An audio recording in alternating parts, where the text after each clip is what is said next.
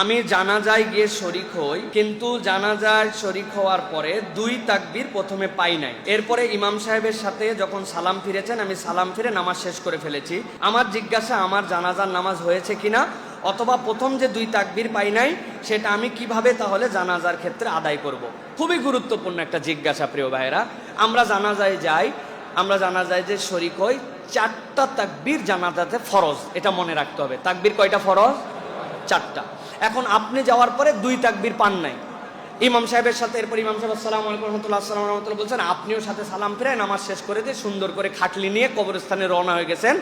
আপনার কবরস্থানে খাটলি নিয়ে যাওয়ার সওয়াব হবে, কিন্তু আপনার জানাজা আদায় হয় নাই, আপনার জানাজা হয় নাই। এখন কথা হচ্ছে, তাহলে জানাজা আমাকে কিভাবে করতে হবে?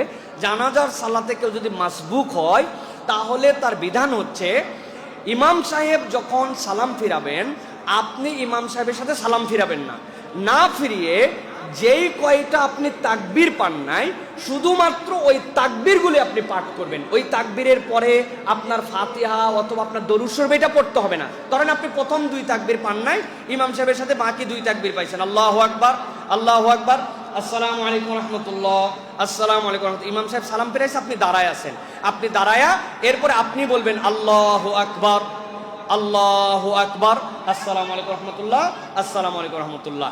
এইটা বললে আপনার জানাজা পূর্ণ আদায় হয়ে গেছে। তবেটা হচ্ছে, জানাজার সামনে যে মাইয়েত থাকবে, খাটলি তোলার আগেই আপনাকে এটা বলতে হবে।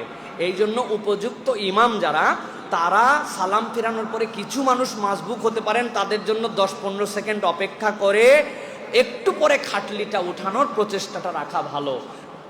নামাজও শেষ সাত করে খাটলি উঠালেন, তাহলে পিছনের লোকগুলো আর মাসবুক হলে তারা আর এই তাকবীরটা বলতে পারবে না। এই জন্য আপনি শুধু তাকবীর বলবেন, খাটলি উঠানোর আগে আপনার তাহলে জানাজা হয়ে যাবে। আশা করি আপনার প্রশ্নের উত্তর পেয়েছেন।